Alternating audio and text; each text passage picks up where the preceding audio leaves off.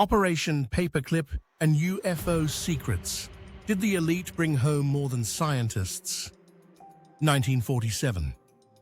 The world is barely out of World War II when strange lights start pacing American warplanes.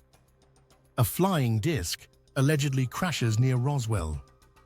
And in quiet offices in Washington, a classified program begins flying former Nazi scientists into the United States under assumed names.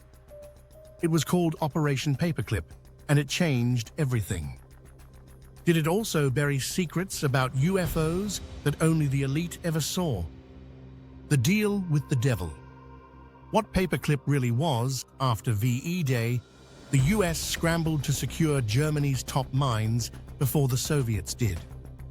Under Operation Paperclip, run by the Joint Intelligence Objectives Agency, more than 1,500 to 1,600 German scientists, engineers, and technicians were relocated to America between 1945 and the late 1950s.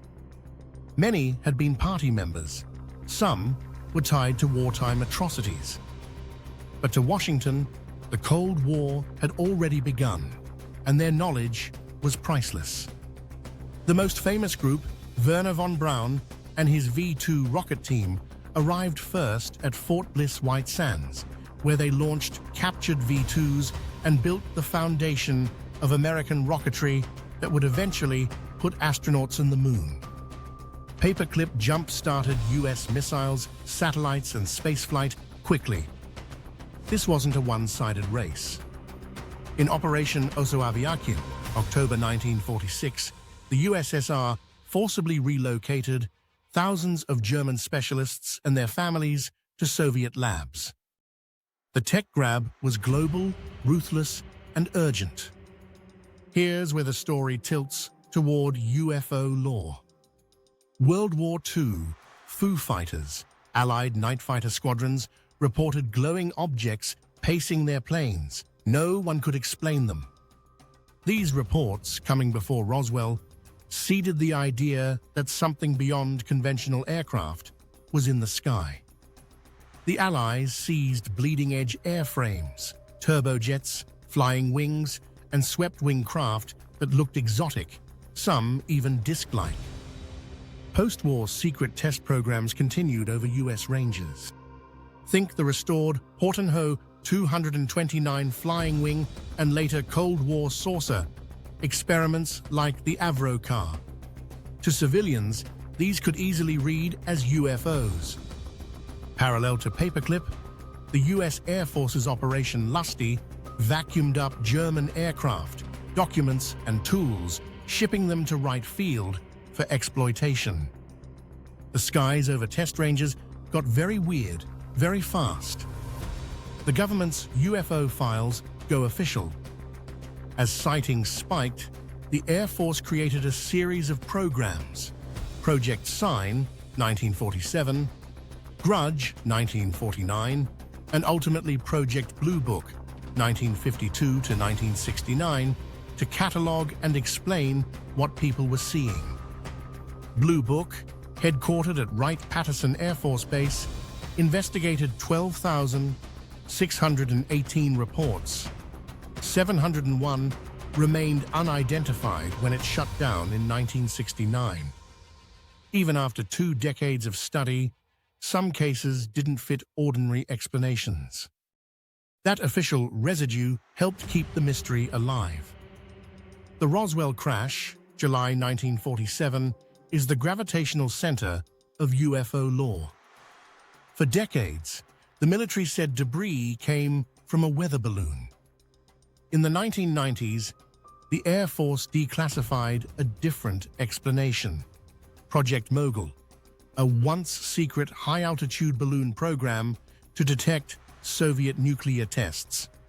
Later rumors of bodies, they argued, likely traced to test dummies and unrelated accidents. Whatever you think, that's the official account.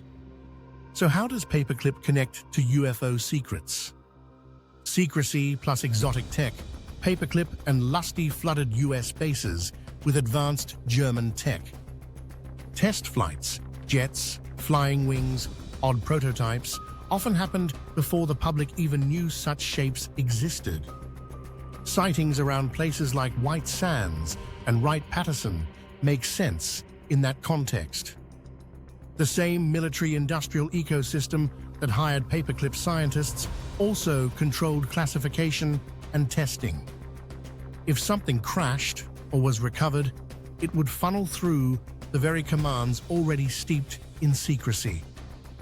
Blue Book sat at Wright-Patterson, paperclip dossiers lived under Defense Department files. The US really did try to build disc-shaped craft, the Avro car. It flopped, but the public didn't know that for years. When people say governments tried to build saucers, that part is true. Did a secret committee manage alien recoveries? Enter Majestic 12, documents that surfaced in the 1980s alleging a secret Truman-era panel to handle crashed alien craft.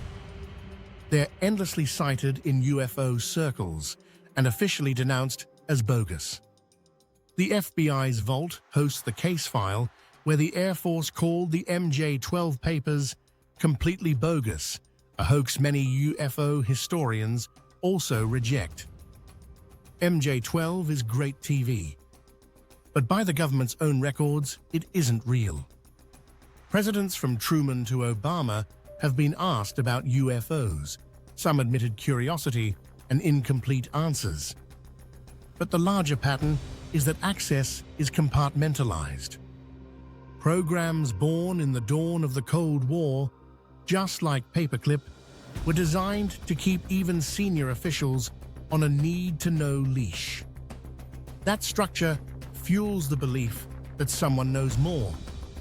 What the evidence says. Paperclip happened. It brought Nazi-era tech and talent to US labs, especially in rockets and aeronautics, accelerating America's leap to space. The US aggressively captured German tech and airframes, Operation LUSTY, then tested advanced shapes that looked alien to the public.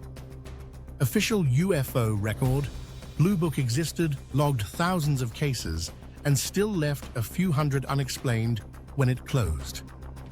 Roswell's official line, Project Mogul, not ET. You can debate it, but that's the declassified conclusion.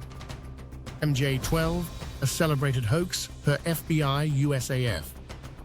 Classified test programs, compartmentalized access, and Cold War habits mean we still don't have a complete public picture of everything that flew or crashed over those ranges. That ambiguity is the oxygen of the UFO story. Why this still matters, if paperclip taught the US anything, it was that knowledge is power, and secrecy accelerates power. Whether the unknowns in our skies are foreign tech, black projects, or something truly non-human, the system born in the late 1940s was built to keep the deepest truths inside vaults. And that's why the question refuses to die.